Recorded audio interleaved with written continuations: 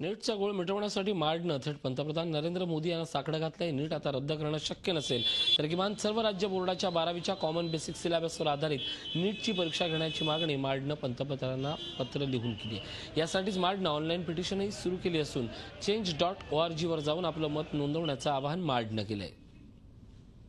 सगळ्यात महत्त्वाचं आम्ही नरेंद्र मोदीजींना ऑफिशियल पोर्टल जे आहे राईट टू पीएम याच्या थ्रू ऑफिशियल ग्रीव्हन्स आमची नोंदवली आहे। त्याच्यात आम्ही हेच सांगितलं आहे की 2 वर्ष जे अभ्यास केलं ते आता काही प्रश्नपत्रिकेत येणार नाही आणि आता वेगळेच प्रश्न येणार आहे दुसऱ्या सिलेबसवर। 2 महिन्यात त्याला ते कव्हर करायचं आहे। हे खूप अवघड होणार आहे मुलांसाठी आणि याच्यात खूप मुलांचं नुकसान होणार। तर आम्ही कॉमन बेसिक सिलेबसचा कन्सेप्ट सांगितलेला आहे। त्याच्यात आम्ही सांगितलेलं आहे की जे स्टेट बोर्डचे गव्हर्नमेंट्स आहे, प्रत्येक स्टेट बोर्डच्या गव्हर्नमेंटमध्ये जे कॉमन सिलेबस आहे आणि जे फक्त 12वीला आहे ते तुम्ही सिलेबस म्हणून ठेवा, जेणेकरून मुलांवर ताण येणार नाही, जेणेकरून इनजस्टिस होणार नाही। आणि तिसरी गोष्ट, आम्ही ऑनलाईन पिटिशन सुरू केलं आहे change.org वर आणि मी रिक्वेस्ट करतो प्रत्येक पालकाला change.org वर आम्ही ऑनलाईन पिटिशन केलं आहे।